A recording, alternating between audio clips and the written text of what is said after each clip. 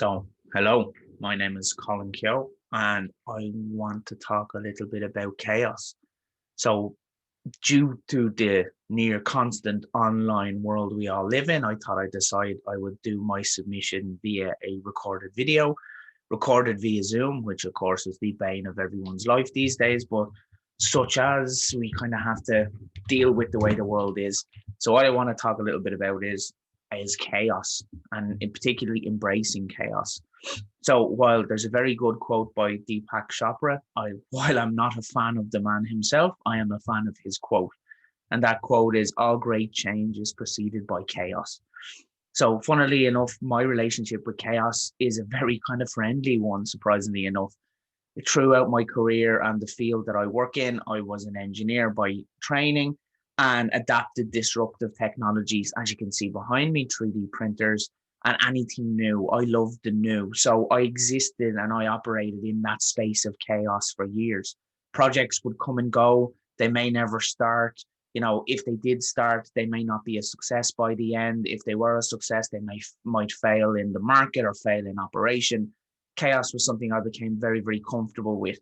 Similarly, through my charity foundation, I worked in overseas locations, which are the epitome of chaos.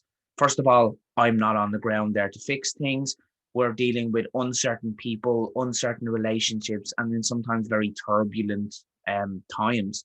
So, like one of the common saying of anyone that works in Africa, TIA, this is Africa. Sometimes things just happen and they just happen because they happen and you need to adapt to them.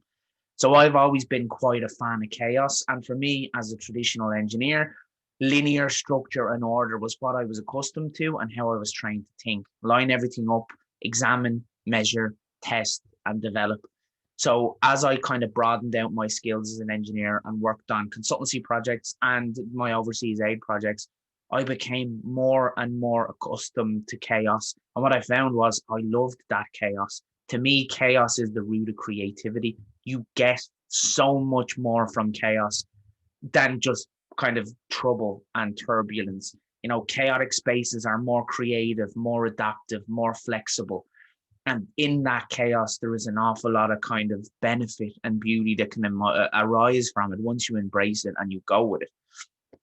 But I am fully aware the majority of people in the world do not like chaos. They cannot adapt to it. They like plans and order and structure and rigidity. I get it. I fully understand it. It's an unfamiliar space.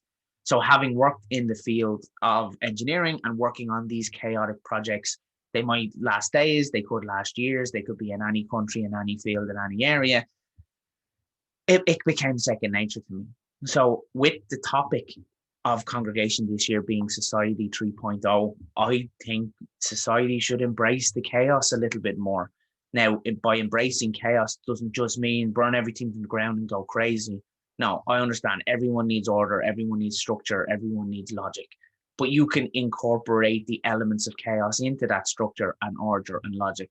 So things like hackathons or fast-paced iterative events, concepts like open innovation or disruptive technology adds a little bit of chaos into the everyday order and structure that everyone needs. And you can slowly but surely bring people into a more creative, innovative, and therefore kind of chaotic mindset. So, as justified by the kind of global experience we are all kind of suffering under now at the minute, March of this year, things were ticking on normally in Ireland in particular, no real changes.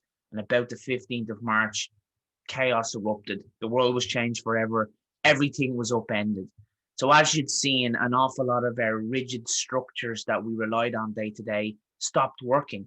Public transport didn't work as well with reduced numbers. Public services didn't work. Hospitals were straining under pressure. Schools had to close, and the adoption from in-person to online teaching has been, in most cases, absolutely horrendous. There are some standout stars and stellar work, but in general, the transfer online has been pretty horrendous for most educational institutions, unfortunately. Similarly, businesses didn't know what to do. Static shock occurred. And we're all now experiencing the world's biggest work from home experiment. When chaos hit, order and structure and our day-to-day society kind of stopped working, but not in every sector. So as you can see, and everyone has heard examples and stories of this, is what society and communities did to respond.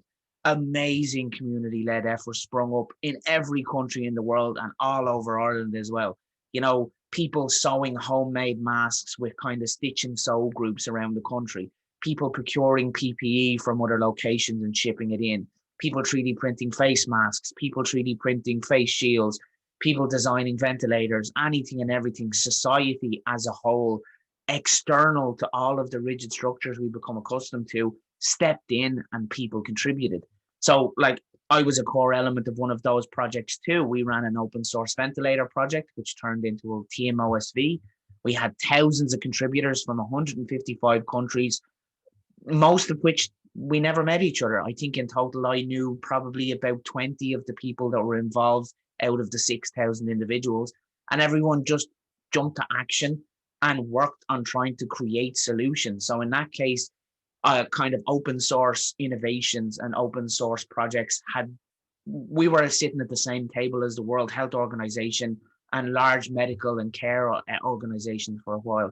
The response from people was amazing, and it really showed that society can have an impact and a kind of fair seat at the table, even in global world emergencies and even in very technical controlled subjects. So, as proven by these human-based responses, and as proven by how well an awful lot of these projects did and how quickly they were able to react.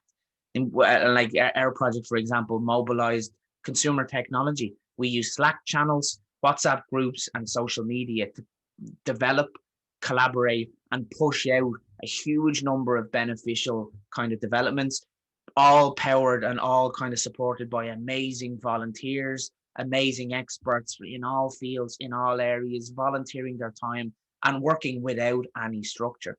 So, the chaos in our projects created lots of beneficial outcomes, but to be honest, the chaos also held us back in some elements, as in we lacked form, we lacked structure, we lacked operational guidelines. A huge amount of work was done, but it was a short-term, temporary intervention. And unfortunately, a lot of people in it couldn't work effectively under this chaotic, unstructured path. So some of them unfortunately left, some of them were disengaged, but it just proved to us the power of this, of embracing chaos for creativity. So what I'd love to talk about at Kong this year is how do we encapsulate that chaos and how do we integrate that chaos into our normal daily lives, into the structure, into the order, into education, into government? How do we add that kind of spark of chaos that then gives you a spark of creativity? How do we integrate that into the structures that the majority of society needs to live their day-to-day life? I'd also like to see how we can integrate non-standard actors into these processes. So a healthcare emergency, it would have assumed that the medical and the governmental departments would look after it and tell us all what to do.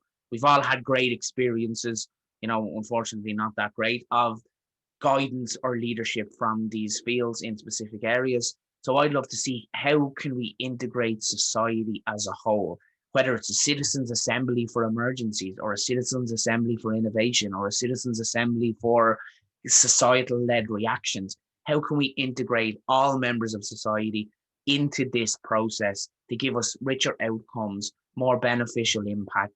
And like, how do we kind of basically square off this chaotic box? We want to embrace chaos, but we also want to add some structure and some order. So I'm looking forward to seeing what we can discuss and what we could potentially come up with online this year. So, we'd love to see how we're going to use online to make the event better than it was in person last year. So a little bit of chaos, a little bit of creativity, and how we can use this chaos as a kind of igniter for this next generation of society, this society 3.0, where society and citizens have a bigger part to play than ever in our day-to-day lives, due to the fact the world is ever changing, rapidly changing, and the world is a chaotic place. Us trying to live in a linear fashion in an environment of chaos is always going to cause problems. So how do we negate the two to ensure we all have a better world to live in the future?